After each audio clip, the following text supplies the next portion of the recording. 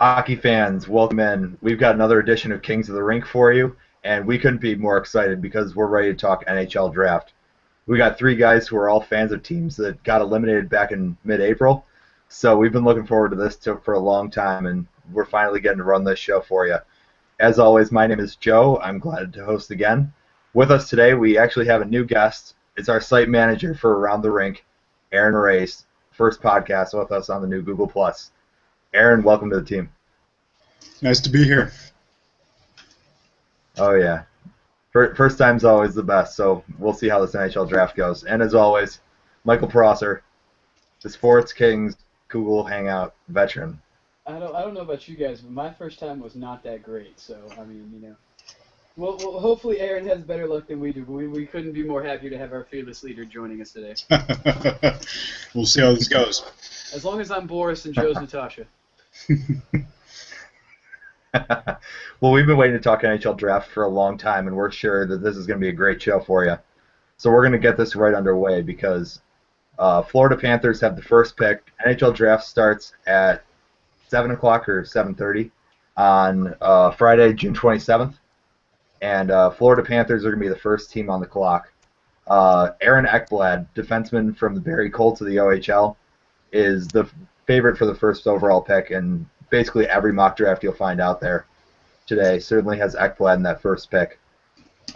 Florida head coach just hired Gerard Gallant as their head coach. A lot of people surprised that they snubbed Dan Bylsma, but Ekblad certainly sounds like the first pick here. So we're going to take a look at what we think Florida's going to do. We're going to start with Aaron here. I know he's starting up a mock draft for us on Around the Rink. Do you have Ekblad in that first slot, Aaron? I'm taking a look at my mock draft right now, and I have to say, with the number one pick, Florida is taking, Aaron Ekblad. There's pretty much no other way they can go. They've got too many forwards. They've got Jonathan Huberdeau, Quentin Howden, Nick Bugstad, Alexander Barkov. Their young forward pool is set. Their blue line is pretty awful. They're still relying on Ed Jovanovski, who they took with the first pick 20 years ago. Maybe time to revamp things. Eric Goodbranson hasn't been that good. Dmitry Kulikov is kind of average, and there isn't really much else to speak of on the blue line. So if they pass on Ekblad, it'd be a huge mistake, but it is Florida, so you never know. Mike? You took the words right out of my mouth, man. I mean, when you put your faith in the gospel according to Tom Gilbert, something's wrong. Something's way wrong. Like, horribly wrong. Like, to the point where you look in yourself in the mirror and go, why did she... Oh, wait, because I, put my faith in Tom Gilbert. That's why she left. It's one of those things where you'd be run out of Miami if you didn't take Aaron Ekblad. Now, I'm pretty sure 75% of Dade County could give a crap about who Florida takes because they don't care. But maybe this could be one of those picks where it's the turning point of a franchise. This kid's got NHL size automatically. The guy's already like 6'3". He can play the point. He could skate in, Miami tonight. And, Florida would probably be at least a 20. Yeah. I'd give them at least 15 more wins than they had the season before. So what's that, like 30? 35? Maybe? I don't know. It's a start, though. Certainly. Ekblad's kind of that guy that, like when they took Ed Jovanovski 20 years ago, that didn't pan out exactly as Florida's hoped, as Jovanovski's been kind of a journeyman around the NHL. But certainly Ekblad's a guy that really stands out, at least to me, just because of how mature he is, both from a size standpoint, where he's already standing around 6'3", 215, when a lot of 18-year-olds are still trying to fill that frame. But also, just in terms of his maturity with the media, too, I notice. When you watch Ekblad, he just looks like a man. Like, you watch him in interviews, he looks like he's 25 already. You watch him on the ice, he's the same way, too. I remember watching his interview from the Combine with the media, that what really stood out to me is that, when he was asked about going to the NHL, and he was talking about the competition, he recognizes that, if he takes a guy out of the lineup, he's taking a guy out of a paycheck. And you don't see any rookies thinking like that. He's certainly ready to come in and accept the challenge. And, that's what a team like Florida needs. They need a guy that's going to be a calming leader. And certainly Ekblad fits from a hockey standpoint as well. He had 17 power play goals this year with Barry. So he's a guy that, he's going to step in right on that first unit and be able to quarterback that, which would be significantly important if Florida decides to buy out Brian Campbell at any point in the next week or so before the amnesty window closes. So I think Ekblad's. What's that, Michael? If anybody wants to compare Aaron Ekblad to anybody, think Drew Doughty now. Not Drew Doughty when he came out and was drafted by LA second overall. Drew Doughty now. That's how NHL ready this kid is. Yes, yeah, certainly. I think the one thing that you want to see improve with Doughty is his foot speed, or not Doughty, Aaron Ekblad. I'm getting mixed up here when you're comparing him to Drew Doughty already. Ekblad certainly, could be a little faster, but with his size, obviously any speed you get is just icing on the cake. I think he's a slam dunk pick. And, certainly I think Sam Reinhart or Sam Bennett would be an upgrade over many, if not all, the centers on Florida right now. But certainly think Ekblad's going to be the pick. And, there's a good reason that he's being unanimously considered there across the board. Buffalo Sabres, after what really was an abysmal season for them, only 21 wins, they didn't even win the lottery. So now they get the second overall pick.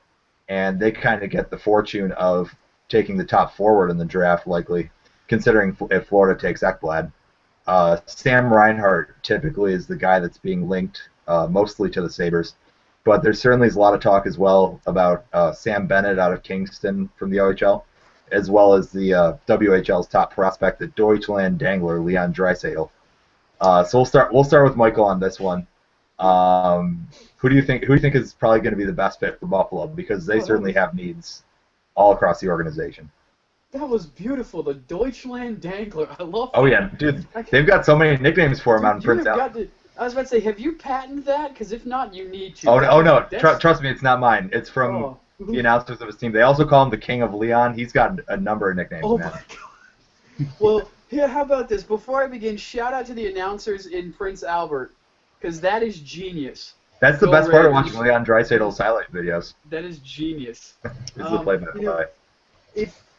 It's one of those things where I really do like Leon Draisaitl. I really like his game. Kind of models himself after Anze Kopitar if he is able to develop into the defensive player that Anze Kopitar is. Kopitar right now is in the running for a Selke trophy, and between you and me, I think he'll get it. But aside from that, if Buffalo does not take Sam Reinhart here, I do think something is wrong. Reinhart is going to be one of those guys who's an offensive dynamo. And not only that, the guy can actually play a two-way game. He's solid defensively as well. When I first started watching, I was like, okay, the guy's good.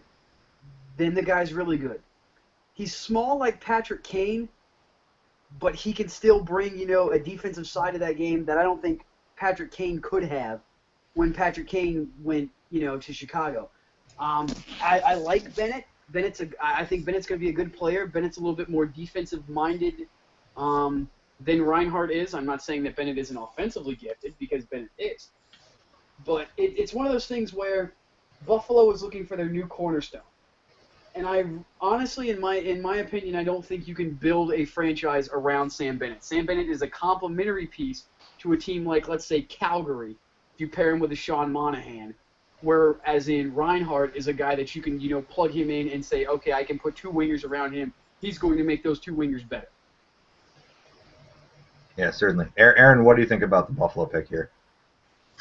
I have nothing to disagree with what Mike just said. Sam Reinhart really looks like the franchise guy. I know Central Scouting has Sam Bennett as the top forward prospect in this draft from North America, but Sam Reinhart looks like the kind of guy you can build a franchise around.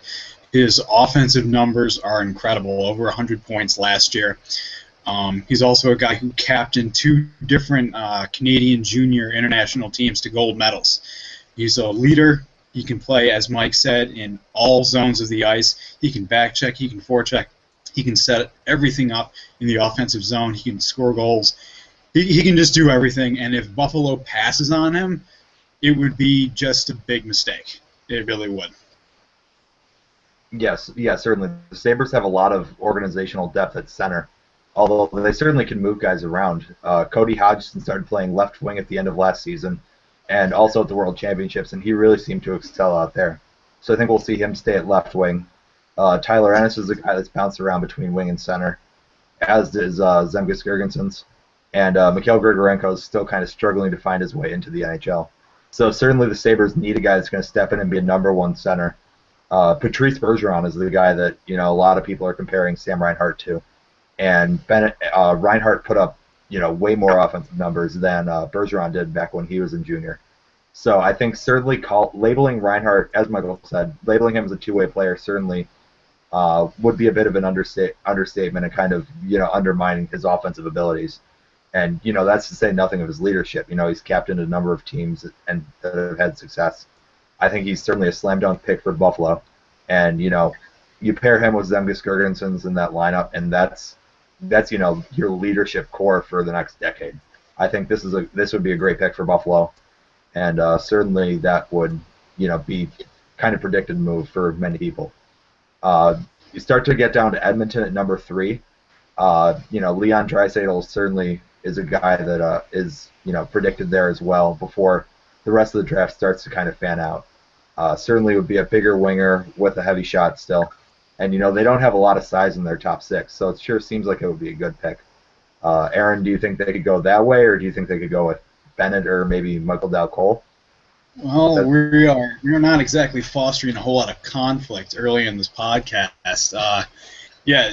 Leon Draisaitl is the best possible pick, short of Aaron Ekblad, for Edmonton at number 3.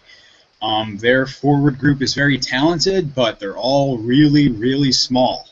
Yakupov, Hall, Nugent, Hopkins, Everly, these are the core of their top 6, and I'm not sure a single one of them clocks in over 210 pounds, and I think Yakupov, Nugent Hopkins, and Everly are all under 190 pounds. These are small guys who can get shoved around easily.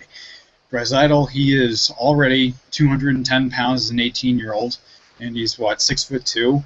He's only going to keep growing. My guess is by the time he's 24, 25, probably be around 6'3", 6'4", maybe in the 230-pound range. He's that kind of almost Corey Perry type guy who they can put right in there. He'll set a lot of attitude and physicality for them, and he'll put up a boatload of points. So I think, he's the best possible pick for Edmonton, and the fact that I'm going to throw another nickname in there. The fact that they call him the German Gretzky should probably help Edmonton fans like him a little bit. How about you, Mike? Oh, German Gretzky, that's living up to a lot. But let's face it, not much has come out of Germany aside from Ole Kolzig and the Scorpions. Maybe Michael Ballack, but that's another story. No, we're not. I'm not pulling a Lee Corso here just yet. I actually think Draisaitl is going to actually play center here in the NHL. He's going to take Sam Gagner's spot in the next 2 to 3 years. It's one of those places where Edmonton won't be a far off thing for him because he's kind of in Edmonton's backyard in the WHL. They've obviously had eyes on him, as has the rest of the world. I mean, when you are your team in the World Juniors, when that's all you had, that's probably the one knock that I will say Leon Draisaitl has.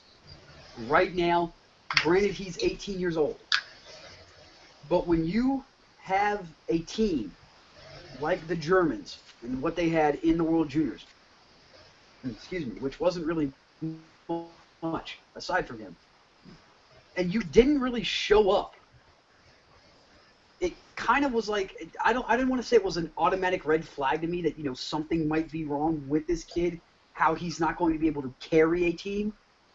It was kind of just one of those things where I was like, okay, that kind of worries me a little bit, but then I had to remember, okay, the kid's 18. What was I doing at 18? I was worrying about, what college I was going to get into. But I really didn't have a choice. I really only wanted to go to one place, and I ended up going there for free and fluid. But aside from that, it's one of those things where now, if he gets drafted in Edmonton, he's going to be around talent. He's going to be around a guy like a Taylor Hall, who went first overall. Ryan Nugent-Hopkins, who went first overall.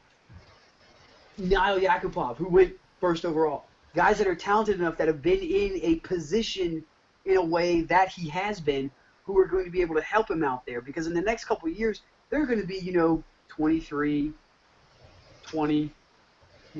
I think Eberle's going to be close to 25. So they're going to be hitting their prime. They're going to do it all. They're going to be able to help Draisaitl come along. And I think he'll be, a good fit in Edmonton for, at least until they can't afford him. Yeah, I think Draisaitl's another slam dunk pick here.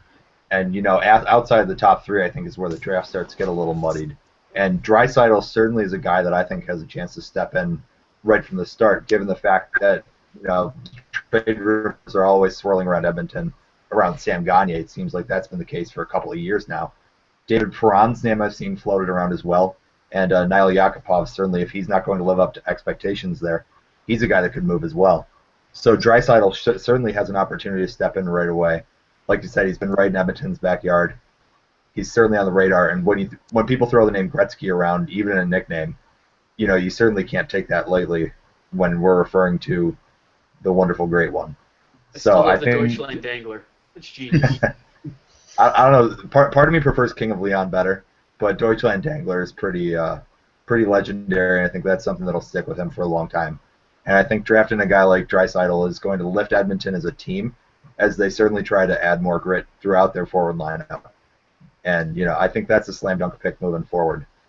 As we move into Calgary at number 4, if Sam Bennett, Central Scouting's top skater, starts to slide down, I think he certainly could be the pick for Calgary. But this is the point where I think a team like Toronto could trade up here from number 8 to number 4 because, Doug Gilmour is the comparison that gets thrown around a lot of times to Sam Bennett. He's a feisty forward that is, aggressive on the forecheck, skilled playmaker, and he certainly is. There's a reason that he's been named the first prospect by Central Scouting. Brian Burke has a history though of liking bigger forwards, and when you get down into that 6, 7, 8 range, there's a number of guys like Jake Verdinen, Nick Ritchie, Brendan Perlini. So with Brian Burke, I certainly wouldn't rule anything out. We'll go to Michael. Do you think Bennett's the pick here, or do you think, this is the point where the draft starts to get a little unpredictable? Well, I mean, if Brendan, Brendan Perlini is there, which he would be, maybe even a Winnipeg trades up to try to get Brendan Perlini. I know they're very high on him. But if Calgary keeps his pick, they take Sam Bennett. They pair him along with Sean Monahan. It's a nice 1-2 punch, for the future as an offensive game and as a defensive game. Because let's not forget, Monahan can play it. He has a very fine two-way game that's only going to get better. And Bennett's the kind of guy, like you said, is like a Doug Gilmour. He'd play the wing, can bring offense, but can also bring that defensive edge to it. Can play in all situations. And like I said earlier, he's not a guy that you can build a franchise around. To me personally, I don't think you can build a franchise around him. But when you put him with a guy like a Sean Monahan, who has shown that he was NHL ready last season, that becomes a very solid 1-2 punch within the next 5 to 10 years in Calgary. Something that we haven't seen since Jerome McGinley, whoever played center during the 2003 Stanley Cup Finals. But and Calgary needs something. I mean, Monahan was a start, but aside from that, yeah, you're still waiting on what the heck was that guy's name? Sven a couple years ago. Sven Barchi, thank you. I couldn't think of it. Who was, Nino Niederreiter's best friend a few years ago in the World Juniors. So Barchi, Bennett, Monahan, that's your top line for the future. That's pretty solid to me. Yes, sir. Yeah, certainly. This day and age, you need to have at least a 1-2 punch at center, if not a 1-2-3 punch, like we saw with the Los Angeles Kings this year between Kopitar, Richards, and Carter. And even you can throw Jarrett Stoll in there as well. Aaron will swing this over to you. That's the beauty about Bennett. Oh, yeah. Right quick. That's the beauty about Bennett. Bennett can play the wing and the center. So if you need him as a number 2 center, he can stick there. He can play the top line wing with Monahan and Barchi. He's a movable part, which is always a good thing. Yeah, certainly, and that'll also add value to his pick. So, Aaron, let's swing this over to you to talk about Calgary. Yeah, Calgary is where it gets kind of interesting. With the Brian Burke connection, obviously he was in Toronto. Now he's calling the shots in Calgary. There is a potential for a trade, but at the end of the day, I really don't think it happens. Calgary is a team that is just too desperate for talent right now, and I think they'll take the absolute best that they can get. And at number 4, unless Toronto sends them just one hell of a deal, which I don't think they will, they'll take Bennett. And my guess is while he can play center, more than likely they'll pair him with Monahan. Those two can just feed off each other. It'll be weird because Monahan is the center and Bennett will be the wing, but Monahan seems like the better goal scorer of the two. So my guess is Bennett, thanks to his aggressiveness, forechecking, he'll be able to do a lot of the dirty work and feed Monahan. And I think that'll be a nice young duo for Calgary to build around. And yeah, that'll be the pick. Sam Bennett at number 4 for Calgary. Certainly. So to round out the top 5 is the New York Islanders, who found themselves in a little bit of a fit here at the end of the season because they kind of handcuffed themselves with a deal for Thomas Vanek at the start of the season that they either had to give this pick, number 5 overall in the 2014 draft, to Buffalo, or give the Sabres their 2015 draft pick, which, the 2015 draft is what a ton of hockey fans are looking forward to. Connor McDavid, Jack Eichel, a couple of guys that a lot of scouts think could be generational talents. So the Islanders decided to keep their pick this year, and this is an organization that really needs a hit. That is certainly needs a guy that's going to be a sure thing. Even if he doesn't show up in the NHL right now, they need this pick to badly not be a bust, or else Garth Snow's reputation is really going to be a lot worse than it is right now. So, Michael, who do you think is going to be the guy for the Islanders, if they need to really hit on this pick? Well, first off, I don't know how you can get any lower of a reputation than what Garth Snow has right now. I mean, how do you trade somebody as dynamic as Thomas Vanek for Sebastian Kohlberg in a second-round pick? You could even get a first from the Canadians? Are you serious? Ridiculous. But all in all, I go with my namesake, Michael Del Calle, and I've been raving about Michael Del Calle since the first time I ever saw a highlight video of this kid on YouTube.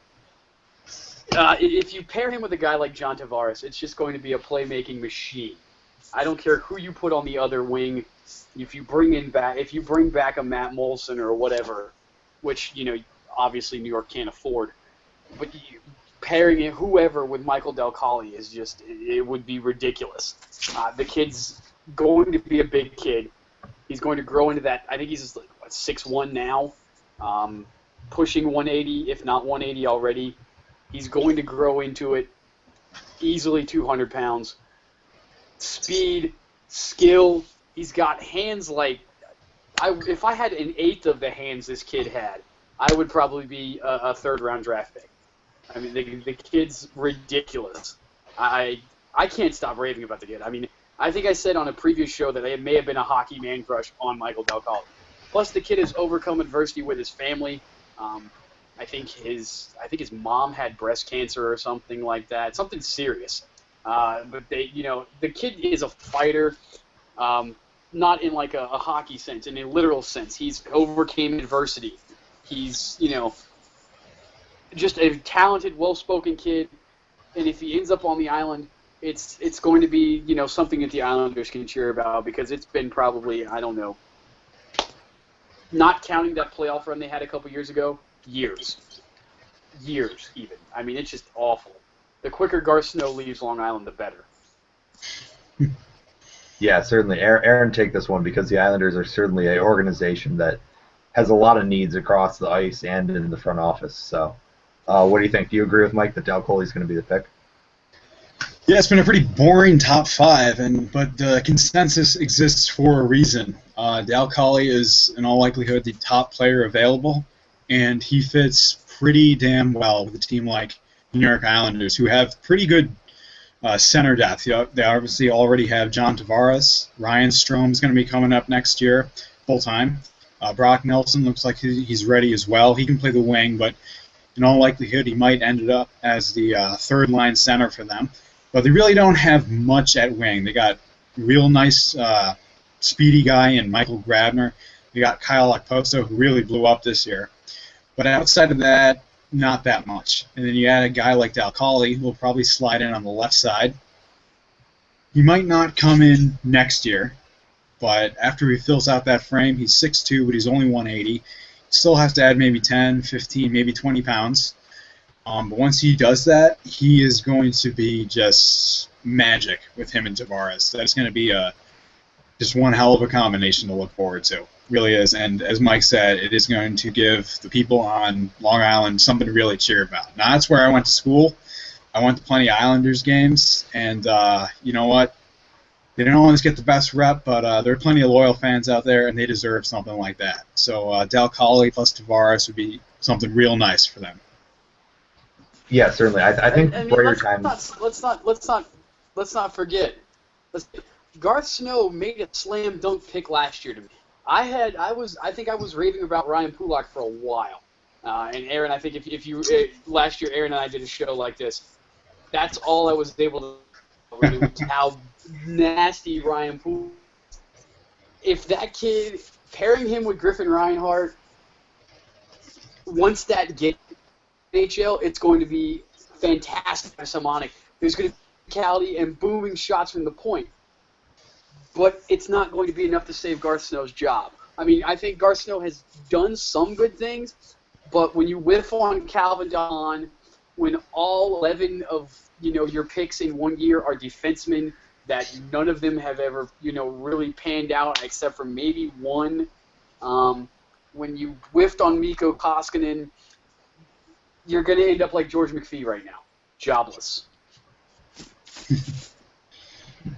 Yeah, certainly. I think the top 5 in this draft, between Ekblad, Reinhart, Draisaitl, Bennett, and Dal Colley, there's a pretty unanimous consensus that those are the top 5 players.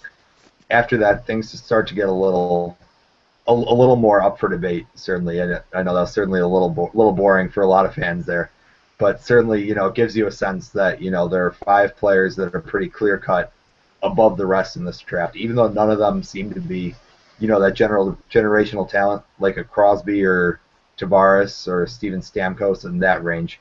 These are all 5 players that are certainly going to help their teams, and if not this coming season, then the next year or two. So just to give guys a look at how things change. I'm just going to run through. I've got a mock draft that'll be up and around the rink. I know Aaron's working on one, and Michael, I'm sure, is certainly going to be getting in on this as well. So just to run through what I have right now for the run through right now what I have for the rest of my top 10. Vancouver Canucks draft 6th overall. It's the first draft for new general manager Jim Benning with Vancouver after Mike Gillis got fired. I have them taking the local guy Jake Verdinen, big power forward, playing the left wing position. Carolina Hurricanes at 7th overall, Ron Francis in his first year as general manager. I think the right wing depth, both in the NHL and throughout the organization, is pretty shallow. So I have them taking Finnish winger Kasperi Kapanen, whose dad Sammy played for the Hurricanes for a while. Toronto Maple Leafs, I know they have Morgan Riley, they have Jake Gardiner, but I certainly think they could maybe use a little more defensive depth even in their pool. So I have them taking Hayden Fleury at number 8 right now. Winnipeg Jets, I think, they have Blake Wheeler, they have Andrew Ladd. They could certainly use another big forward with some power, so I have them with Peterborough left winger Nick Ritchie at number 9 overall. And then the 10th pick is Anaheim, who got a first rounder in the Bobby Ryan deal. And I have them bolstering their center depth with Jared McCann at that 10th overall pick. Aaron, you want to take a look through what you've got right now? Yeah, to round out my top 10, we got the same pick for Vancouver at number 6. I also think that they'll take Jake Vertinen, the winger. He's a nice power forward that fits right in there. Number 7 with the Carolina Hurricanes, I actually think they'll take Hayden Fleury. Their defensive prospect pool and their current blue line is pretty weak. Down at number 8, I think Nick Ritchie would be a nice pick for the Toronto Maple Leafs. They've got some nice, smaller, more skilled forwards out there, but they've had a lot of success with James Van Riemsdyk, and adding another power forward in there would be good for them. I think at number 9, Winnipeg Jets, as Mike hit on, they like Brendan Perlini, and he would be an excellent fit right there. They don't have much at wing in their prospect pool, and Perlini is arguably the top guy available. And rounding out the top 10 with the 10th overall pick, the Anaheim Ducks, I also have them bolstering their forward depth, but not with Jared McCann, but with Swedish center / winger William Nylander. He's played a lot of right wing, but he definitely has center potential, and I think that's the role he'll end up filling with Anaheim. Certainly, that's excellent. A little bit of agreement right there in terms of who's going, but just shuffling around the picks a little bit. Michael, you want to take a crack at the next 5? Yeah, and I'm going to start from the bottom, Drake style. And I agree with some of you, with you on some things, Aaron, and I agree with you on some things, Joe, but we differ on some things. So here's my Lee Corso not so fast. I actually agree with Aaron, and it was a toss-up here for me at 10 with Anaheim between Kasperi Kapanen and William Nylander, and obviously I ultimately went with William Nylander just because of the skill that he is going to bring to an already stacked Anaheim depth pool. I mean, their Norfolk team, the Admirals this year, if you guys go back and look at that roster, Emerson Edom, Sammy Vatanen, and William Karlsson, mixed with just some great. John Gibson was even down there a little bit. So I mean, that's a very deep prospect pool. The guys in Anaheim are doing it right with my boy Bruce Boudreau. God, I miss that man. Number 9, like I said earlier, alluded to earlier, Brendan Perlini going to Winnipeg. He's got the skill that Winnipeg's going to be looking for. You can pair him with a guy like an Evander Kane. I mean, Andrew Ladd's not getting any younger. He is getting up there a little bit in age. So you're obviously kind of a replacement for him. And, I mean, this is going to be one of those things where you're kind of whiffed on Alexander Burmistrov. Maybe you really redeem yourself with a Bertolini. I got Toronto taking Jake Virtanen. Virtanen was kind of one of those guys where sneaking, he could totally sneak it for Calgary because he played with the Calgarymen. He was in their backyard, literally. But with Toronto, they need another guy who's going to bring that skill from the edge. The guy's got a wicked slap shot. I don't know if he's. I don't know. I think more of a sniper than a power forward, but the guy can obviously get into the dirty areas and do what needs to be done. Sadly enough, I have to agree with Carolina taking Hayden Fleury, as much as I hate to admit it, because I really want him to fall or even get I want him in Washington. The guy could be a cornerstone blue liner, something that neither Washington or Carolina has had in quite some time. I come to think of it, nobody in the old Southeast Division has a cornerstone blue liner right now. I got Vancouver taking Nick Ritchie. I think Jim Benning's going to build along the lines of Boston, how he helped build to some of those Boston teams, and he's going to go big. And Ritchie's huge. I mean, that kid's a monster, and he's only going to get bigger. Throws his weight around. He gets at the net. He does all the dirty things. He cleans up rebounds. The guy's going to be a heck of a player. Certainly, yeah.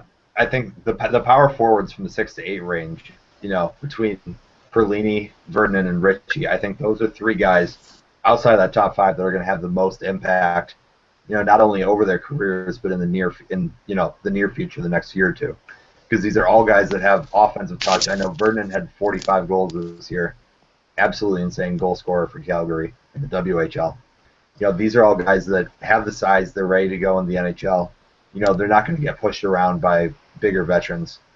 They're going to be excellent players in their own rights, and certainly I think they're going to set the pace. Where they fall for the rest of the first round. To step away from the draft for a second, because certainly I think the trades are a big thing as well. We always see big name blockbuster deals going down. And certainly there are a lot of names that didn't get moved at the trade deadline that you could expect to see at least some chatter flying around them at the draft on Friday. Think about names like Ryan Kessler, who, for all intents and purposes seemed to be done in Vancouver and still may be.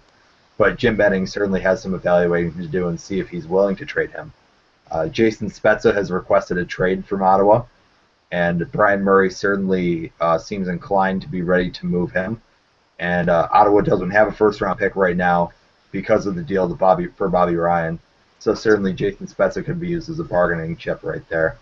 So certainly there could be a lot of moving pieces. And, based on history, we know there will be at least one big trade going down on Friday. Aaron, we'll start with you on this one. Do you think there's going to be any sort of big trade like that that's going to shake up this first round? And if so, who do you think it's going to be centered around? I think if anything happens, I think it'll be Ottawa and Anaheim hooking up again. Ottawa doesn't have a first-round pick, and they badly need a first-round pick. In all likelihood, I think Jason Spezza ends up as an Anaheim Duck by the end of draft weekend, but Anaheim's not going to give back the number 10 pick to Ottawa. In all likelihood, it'll be their second first-round pick, Anaheim's original first-round pick at number 24, that they end up sending as part of the package to Ottawa. Maybe Ryan Kesler gets moved, but I can't see anything happening on draft day. Maybe we'll see like a Tyler Seguin type move after the draft. Somebody makes a play for him, but on draft day, the only one I can see really happening is Jason Spezza. Michael, what do you think on this? No, I have to agree with him on that one, but I don't know if even that's going to happen, because I remember Brian Murray was asking for a player, a pick, of a high important pick, and a top spec. So if it is Anaheim and they don't give up the 10th pick, it's obviously going to have to be that 24th plus a player and maybe a guy like an Emerson Edom or a Sammy Vatanen, somebody that is going to be one of those high-end prospects. And I don't, as much as I hate to say, I don't know if Anaheim's ready to give up on or to give away a guy like a Sammy Vatanen, who played in the NHL this year, who's able to, he's NHL ready here probably next season. But obviously Spezza would send a huge shockwave through that Pacific Division. Obviously with them losing in 7 games to the LA Kings, it's a dirty taste in their mouth, especially the way that I think it was like 4 huge shutout in Anaheim. Obviously it's going to be one of those things. Plus you pair him with he's not going to be able to be on the first line with Ryan Getzlaf. He'll probably a second line role. I don't know if Spezza's ready to do that yet. Granted, he is getting older. But if anybody does get moved, it's Jason Spezza. But then again, we see a left field deal, come out of nowhere. So that's the exciting thing about the draft. The sad thing is I'm not going to be able to watch it because I'll be at work. Oh, man. I know. I got off of work TiVo. And I'm super excited that I get to be off. DVRs and TiVos are one of the greatest inventions I'm of totally modern DVRing time. that. Shout out to watching TV when it's not actually on TV. Shout out to I fast-forwarding certainly through agree commercials. Except on the Super Bowl. Super Bowl's the only time you don't want to fast forward through commercials. I didn't even watch that this year. Yeah, besides we're talking hockey, not football. I certainly agree with both of you guys that Anaheim really needs to upgrade that second center position, whether that's Jason Spezza or whether that is Kessler, because there were a lot of reports that Kessler could have gone to Anaheim at the trade deadline but couldn't pull the trigger. Pittsburgh is another team that I think could be primed to make a move because they just cleaned house because Ray Shero couldn't put a team around Sidney Crosby and Evgeny Malkin that is willing to contend during their primes. And I think Jim Rutherford, I don't think he's a long-term GM. They still have Jason Botterill, who's the guy that was mentioned in a lot of GM vacancy interviews. I think perhaps they could be getting ready for him to take the throne. And I think Rutherford's going to be a short-term GM that's going to be coming in. And I think they're going to be looking for him to really solidify them and, get the team set. I don't know if they make a move for Jason Spezza or Ryan Kessler. I don't know if Kessler would be able to fit at center in Pittsburgh, and I think that's the big issue. But Pittsburgh certainly, if they're looking to upgrade in the short term, may be willing to move the number 22 pick in this year's draft. I don't think that would be enough for Ryan Kessler. I think they certainly would be asked to move a top prospect as well, whether that's Bo Bennett or Derek Pouliot or Simon Desprez or another guy from their system. Scott Harrington. Scott Harrington as well. So certainly I think Pittsburgh, Anaheim, I think maybe St. Louis is a bit of a dark horse. I think they're a team that kind of went all in with Ryan Miller and Steve Ott at the trade deadline, and that didn't really work out as it doesn't seem neither of those guys are going to be back. So they may need to make a big move to push them over the hump again. But certainly, trades are another big part of the NHL draft. And, like we said, anything can happen. It doesn't seem like there's a lot of chatter about that right now, but that can certainly increase as the week goes on, and we'll certainly be watching that for you as that comes around. The first round, like we said, the first 5 picks were pretty predictable, and even in the next 5, there were, a lot of agreeances. So looking forward maybe into the next 20 picks, I want to go through, and we'll each name one guy that we think is going to be picked, in the later half of the first round, but that could really break out and have a better career than maybe even some guys that are going to end up going in the top 10. Michael, we'll start with you on this one. Give us one sleeper from the first round that you think is going to stand out. Well, I'm gonna go with a guy out of Kingston by the name of Roland McCowan.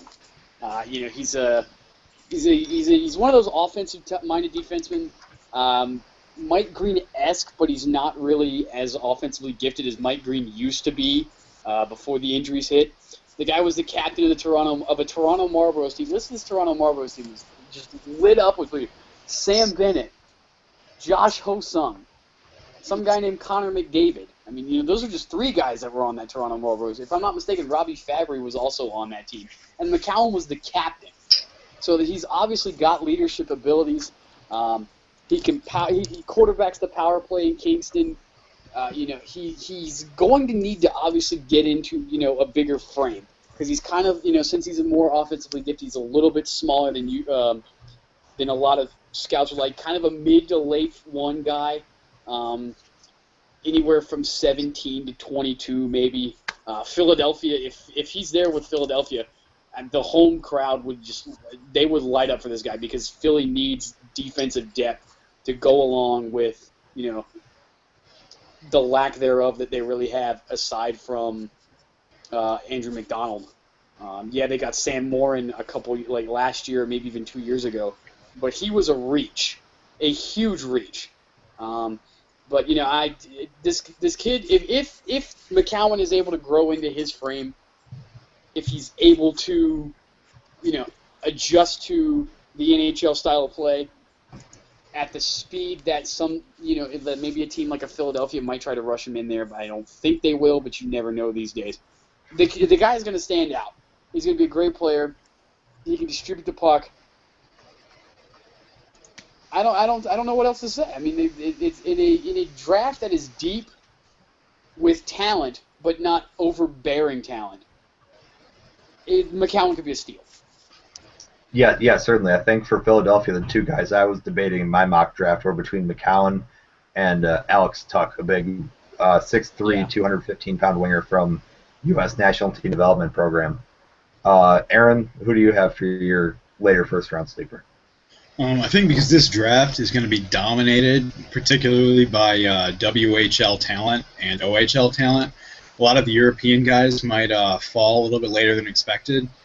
And one guy who I think is going to surprise a lot of people down the line, he's the 5th or 6th rated European skater, Adrian Kempe.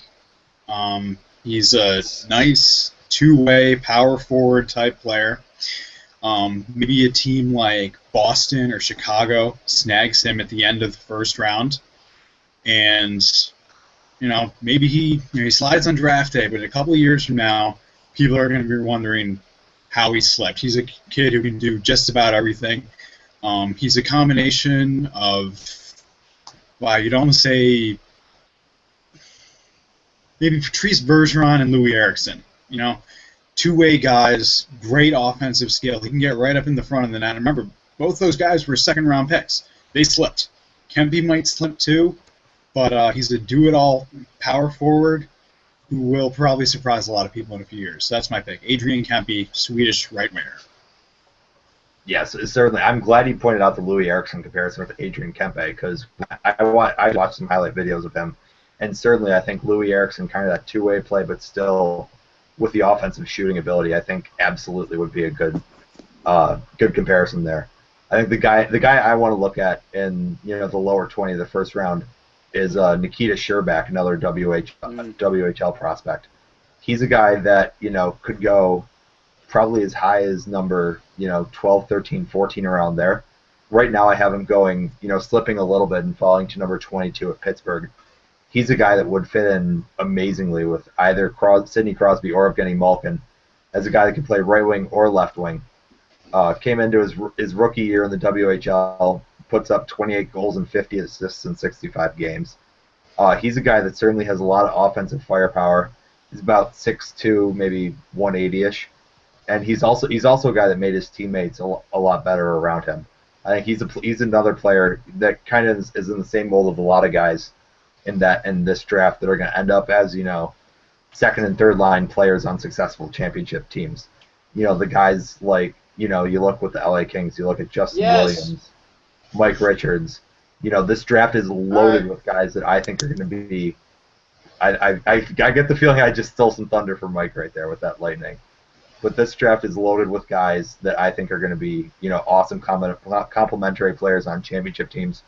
And I think Scherbak is probably one of the top guys in that billing.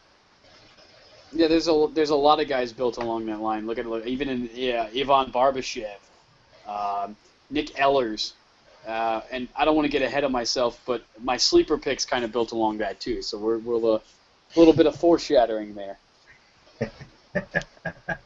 So while we let the suspense build for that a little bit, we'll move into sleepers for the second round and beyond. Certainly, you know, there are a lot of names that people won't hear or they won't see in the mock drafts, but they'll be there, you know, maybe not right out of the draft, but certainly these are guys that will certainly show up in the NHL in 2 years, and, you know, they'll be really solid players for their teams, even though they didn't garner the attention based on their play in the first few years of juniors. Aaron, you want to give us a guy that you're looking at later on in the draft that could be, you know, a solid NHL player? I hope I'm pronouncing this correctly, but Vaclav Karabachik. He's a left winger out of the Czech Republic. He plays for Gatineau in the Quebec Junior Leagues. Already got a pretty nice frame at about 6 foot, 180. He's definitely still growing. He's only been in the North American system for a year, and my guess is because of that he'll probably slip on draft day. But his rookie year in the with Gatineau, he had 47 points. He had 21 goals. He's got the makings of a nice playmaking winger.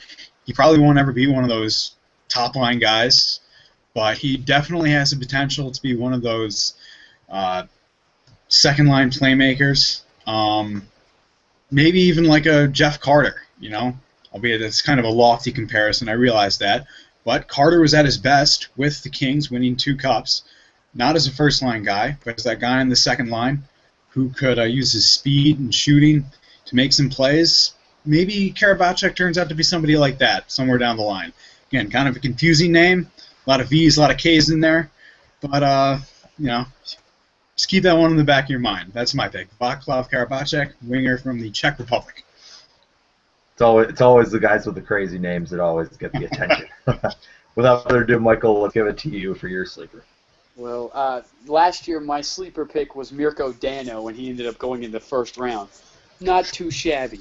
Now this year I'm going with a guy. I don't know if his name's as crazy as, you know, Vaclav Karabachik, but it's spelled kind of oddly, and that's Nikolai Glodovin, and that's Nikolai with an AI. Like there's any other way to spell Nikolai. I didn't even know. No, the kid had 94 points in 67 games for the famed Sarnia Sting. You know, I mean, who haven't they produced recently? You know, you look at Stamkos. You look at a guy like, you know, Niall Yakupov. Even a guy who never, I don't even think this guy ever got drafted, but Kali Kerbashian a few years ago paired with Yakupov and Alex Galchenyuk, he was the forgotten line mate, had an outstanding OHL career. I think he's playing in the CHL now, so I don't know if no outstanding pro career, but still a fine OHL guy. I mean, Glodovin's a fast guy. He's pure speed, pure, you know, hand talent. Small guy. He's only like 5'9", maybe 170, soaking wet. But the guy was an AHL Rookie of the Year runner-up, so, you know, he's obviously got the talent to be there. If he gets in with a speed-like team, maybe, you know, a Detroit who's obviously looking to get younger in the second round. You know, Winnipeg, Washington. Well, Winnipeg's kind of a bigger team. Washington, teams within this guy could even slide into the back end of the first, but he dropped a little bit because of his size, so he's probably a early 2. And I don't really see him getting past maybe 47. But Glodobin in probably 3 years is going to be one of those guys where you're looking back, you're like, hey, I should listen to that guy on YouTube. He was never right about anything else, but I should listen to that guy on YouTube. You've been plenty right about a lot of other stuff, Mike. Not to mention Javaris Crittenton too much, but yeah, I was being modest. Shout out to him because he somehow ends up on every podcast that you do. That was beautiful, and I didn't even bring him up this time. Yeah, you're welcome for that. You know me all too well, Joe. So to preface my sleeper, I've mentioned it a couple of times on Kings of the Rink, but I'm certainly doing a lot of looking more into hockey analytics stuff, and specifically extraskater.com. Shout out to them because looking at all that extra stuff and looking at all the advanced stats and looking at possessions and offensive zone start times, it really gives you a totally different idea on how the game looks. Sometimes the stuff is pretty obvious, and then you're like, well, duh, of course that guy's a leader in this category. But one area that I was actually looking at when they posted a chart of all the CHL eligible players was even strength point share. The percentage of a team's goals that the player had a point on while he was on the ice. So, goals and assists and really getting involved in the offense and elevating the play of guys around you. Obviously, Leon Draisaitl was on top of that category. Sam Reinhart was third. Michael Dal Coley was in the top 10 as well. But there was one guy in there that really caught me off guard, and that was the center from the Brandon Wheat Kings named Jace Harlock. I really hope I pronounced that right. He led Brandon in scoring this year in the regular season and in the playoffs. 5'10", 190. Again, he's another right-handed centerman. I think he's a guy that plays with a lot of grit, and like I was saying earlier, he's another guy that's going to slot in like a third-line center. A guy that's really going to anchor the bottom 6 for a championship team. I think there's a lot of guys that are going to end up in the first round that fit that bill as well. You guys look at U.S. national team guys like Dylan Larkin, Nick Schmaltz, John Quenville. There's a lot of guys that kind of fit that billing. But Harlock out of Brandon, I think he's really a guy that could end up in the second round. I want to say he's the 37th ranked North American skater from Central Scouting. So he's a guy that's probably going to be a second round pick, but maybe middle of the second round. I think a team like Washington could really use, some more depth at center, between Mikhail Grabowski, Brooks Lake. I think they certainly could use another center to build around for the future. And I think Harlock. And I think Harlock certainly could fit the bill for something like that. As an honorable mention, the best thing about Harlock is he's one of those guys that if anybody out there plays NHL 14 in the BJM mode, he's one of those guys that you can draft in the first round. So if you get him in the second, he's automatically a steal. Because NHL 14 is the only. When you draft Julius Honk in the third round and he's a 72 by year 2, hey, that's pretty solid. Okay. The only thing that NHL 14 is good for me anymore is I'm playing with Latvia online against everybody. I'm getting really good. I beat someone that was playing Canada with Latvia. So shout out to Zemgus Girgensons, Giannis Spruks, Sandis Ojelinch, Kristers Godlevskis, and the rest of the Latvian squad. So to close this out, I think we all want to go around and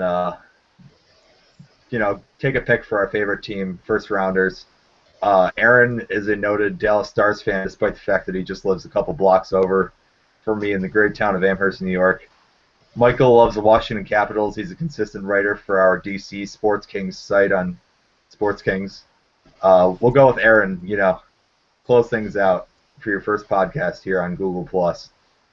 Dallas Stars, pick number 14. Go for it.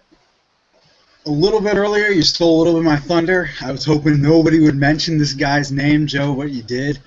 I would actually really like, at number 14 for the Dallas Stars, to select Nikita Sherbak, the winger. He's a guy who came over in his first year. He had 78 points, 28 goals.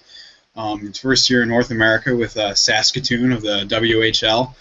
I think it'll be huge for them to get another sort of playmaker. They don't really have a whole lot of that in the lineup and in the prospect pool right now. And I think somebody like Sherbak could be a nice left winger across from last year's first-round pick, Valerian Nichushkin. And I think it would be big for both of them. You know, a couple of young Russian guys. You know, it helps to have somebody to help you acclimate to the culture, you know, while you're trying to figure out this whole NHL thing. So you get a couple of good playmaking Russians, put them together, some good things can happen. And I think, you know, given what Jim Nill has done as a general manager, he's clearly taking the Detroit route. You know, they like European players, they like Russians. So I think Sherbak would be a really, really nice pick for the Dallas Stars at number 14. Yeah, certainly. Dallas is a team on the rise, and starting with Jamie Benn and Tyler Seguin at center. You know, they need a little help on defense, so maybe I think if Julius Honka falls that far, I think he can be a pick there as well. Yeah, but certainly, you know, he can't defend. That's the problem. He can move the puck. We got guys who can do that, but we got guys who fall over when anybody, you know, actually skates at them. It's kind of embarrassing. So we take a defenseman. Are you referring to Jamie Oleksiak? Well, still in the AHL. He's still developing. Maybe when he comes up, things will get different. But right now, yeah, it's not too pretty on the blue line for Dallas. How about you, Mike? Who do you want? Number 13 at the Capitals. Well, first and foremost, I'm praying that, you know, Ted Leonsis didn't make a stupid decision by promoting within when he said, you know, change needs to happen. And you promote General Manager George McPhee 2.0. But, you know, by hook or by crook, please get Hayden Fleury. For the love of God, get Hayden Fleury. Because when I watch this Washington team, as badly as it hurt me to do so sometimes, as the one game that I always keep coming back to is the Anaheim game, a game that we won in Anaheim against our beloved Bruce Boudreau. How, I still don't believe this, how Yaroslav Halak stopped 49 of 51 shots in a 3-2 victory is beyond me. Braden Holtby can't do that. Nobody you put in goal can do that on a night-in, night-out basis. Yes, you bring in Barry Trotz. Barry Trotz is a guy who's going to be... He's going to bring defense, but there's nobody back there aside from John Carlson and Carl Alsner. Mike Green can't play defense. Mike Green has never been able to play defense. Mike Green probably can't even spell defense. You can't rely on depth guys like a John Erskine, who probably, you know, wouldn't even get a two-way deal right now. I mean, I've never been a John Erskine fan.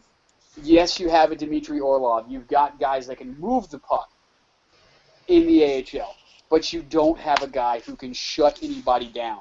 And Hayden Fleury, not only can he move the puck, he can shut somebody down. However, since I projected that Carolina was going to take him, my backup plan is Nick Ehlers. Ehlers is a Danish forward who can play the left wing. He's going to be one of those playmaking guys. You pair him eventually with Evgeny Kuznetsov, who's going to be moved to second-line center, playing probably in between Brooks Laich and God knows who else. But Frank Brower. If you bring in a guy like a Nick Ehlers, he eventually takes over for Brooks Laich and an aging Jason Chimera, who I still don't know to this day why he got a 2-year deal. But before I go, you know, ranting, raving, and sputtering like Daffy Duck, Hayden Fleury. Hayden Fleury it is, and certainly he's a guy that's going to be coveted by a lot of teams, assuming that Florida doesn't move out of that first pick and takes Aaron Ekblad there, because there certainly is a drop-off in talent at defense after Ekblad and then again after Fleury, I think, as well. You know, as we talked about at the start of this podcast, Buffalo at number 2 certainly seems like a pretty predictable pick with Sam Reinhart, although I certainly, you know, as a 75% German and knowing that the Sabres have had Jochen Hecht, Christian Ehrhoff, and Alex Seltzer on the roster, would love to see Leon Draisaitl in a Buffalo uniform. Whether that's going to happen, I don't know. However, I did enjoy reading in the Sunday paper this morning, John Vogel of the Buffalo News. They always do a GM for a day column, up here in Buffalo, and outlined a scenario where possibly the Sabres could package Tyler Myers and a second-round pick to Edmonton for the number 3 pick. I don't think that could ever happen. You know, maybe Edmonton's just really stupid, but that would never happen. I think Sam Reinhart's going to be the pick for the Sabres at number 2. I think he's a guy that eventually could wear the C for this team sooner rather than later. And certainly, they need a guy that's going to be responsible defensively at center. But after having pretty easily the worst goal scoring season in recent memory in NHL history, they need a guy that's going to put the puck in the net. And Reinhart, even though he's not flashy like Sam Bennett or has a huge shot like Draisaitl, he's going to make guys better around him no matter who the Sabres put there. And he's going to be a cornerstone for this team for could be a decade plus, certainly. I think Ekblad and Reinhart are the 2 guys that are most likely to be in the NHL next year and making a significant impact on their teams and possibly entering the consideration for the Calder Trophy with a number of guys that will also be rookies but are a year, 2 or 3 out from being drafted. So I think Sam Reinhart's the pick for Buffalo, and then they move forward with 3 second-round picks, which will certainly make things interesting.